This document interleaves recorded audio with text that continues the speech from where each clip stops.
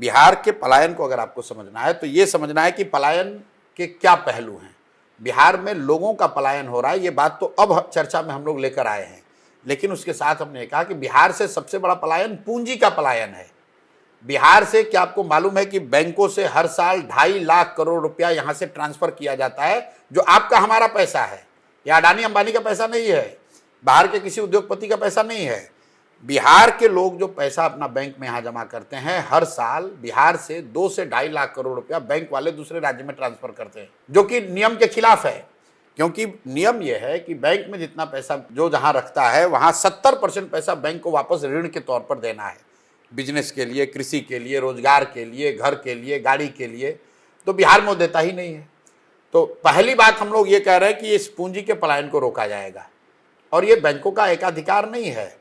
बाज़ाब्ता मुख्यमंत्री के चेयरमैनशिप में कमेटी है, जिसका काम है ये देखना कि CD रेशियो 70% रहे। मतलब 100 रुपया अगर बिहार के लोग बैंक में जमा कर रहे हैं तो कम से कम 70 रुपया बैंक वापस ऋण के तौर पर दे। बिहार में CD रेशियो 40%, लालू जी के ज़माने में था 18%। आप जरा अंदाज़ा लगाइए, अगर हर साल बिहार के लोगों को रोजी रोजगार करने के लिए 2-2.5 लाख करोड़ रुपया एक्स्ट्रा मिलने लगे तो कितने ज़्यादा रोजगार के अवसर पैदा होंगे। तो हम लोगों ने जो 3 पॉइंट प्रोग्राम दिया है कि पूंजी के पलायन को रोककर बुद्धि का पलायन रोका जाएगा। जिस दिन बुद्धि और पूंजी का पलायन रुका, श्रम का पलायन अपने आप रुक जाएगा। दूसरी बात हम लोगों ने कहा कि बिहार में मनरेगा को हम कृषि से जोड़ेंगे, और जो लोग भी अभी फूड ग्रेन की खेती कर रहे हैं उनको हम नकदी फसल की खेती कराना चाहते हैं। बिहार में 55 लाख हेक्टेयर जमीन है जिसमें खेती हो सकती है, उसमें सिर्फ 2 लाख हेक्टेयर जमीन में ही नकदी फसल की खेती होती है। आइडियली होना चाहिए 15 से 20 लाख हेक्टेयर में। उसके लिए हम लोग ये कह रहे हैं कि जो लोग भी धान, गेहूं, मकई, बाजरा का खेती छोड़कर नकदी फसल की खेती करेगा, उसको मनरेगा के तहत मजदूर फ्री में देंगे। उससे जो खेती से जुड़ा हुआ मजदूर है जो पलायन कर रहा है, वो जाना बंद हो जाएगा। आप गांव देहात में जाकर देखिए लोग क्या कर रहे हैं। एक और लोग जा रहे हैं मजदूरी करने पंजाब, दूसरी ओर गांव का किसान कह रहा है कि मजदूर नहीं मिल रहा है।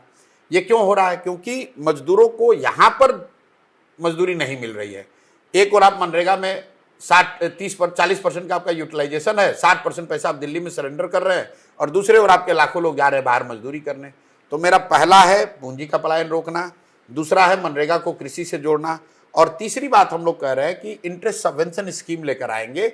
बिहार में जो भी रोजी रोजगार करना चाहता है, बिजनेस व्यापार करना चाहता है, उसको 10% इंटरेस्ट नहीं लगेगा, उसको 4% इंटरेस्ट लगेगा।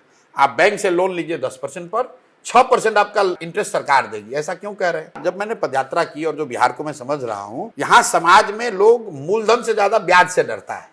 गुजरात में लोग पैसा लेकर बिजनेस करते हैं लोन लेकर, लेकिन बिहार में आदमी कर्जा 3 ही बार लेता है। बेटी का ब्याह हो, घर हो, बेटा को पढ़ाना हो, बीमारी है, बीमारी में जो तो कर्ज है वो तो बहुत डिस्ट्रेस कर्ज है।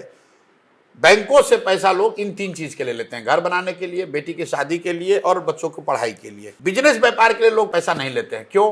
कहता भैया ये लेंगे तो चक्रवृद्धि ब्याज में फंस जाएंगे।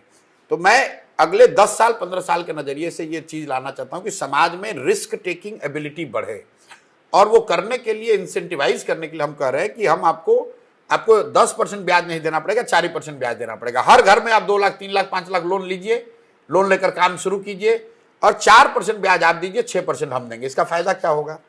हम बजट से सिर्फ देंगे 6,000 करोड़। अगर 6,000 करोड़ रुपया बजट में प्रावधान किया तो 1 लाख करोड़ रुपया का क्रेडिट लोगों को उपलब्ध हो जाएगा। तो ये जब आप 3 चीज करेंगे, और इसको हम लोगों ने सिमुलेट करके डेटा को देखा, दुनिया के कम से कम 4 या 5 बड़े इकोनॉमिस्ट जो मेरे साथ काम कर रहे हैं, अगर इन 3 चीजों को कर दें, 2-2.5 लाख एक्स्ट्रा इन्वेस्टमेंट होने लगे, पूंजी का पलायन रुक जाए, मनरेगा को कृषि से जोड़ दिया जाए, और जो बिजनेस व्यापार करना चाहता है उसको 10 के बजाय 4% पर लोन मिलने लगे, तो 40 से 50 लाख लोगों को स्वरोजगार से जोड़ा जा सकता है। और वही संख्या है जो कि पलायन के लिए मजबूर है।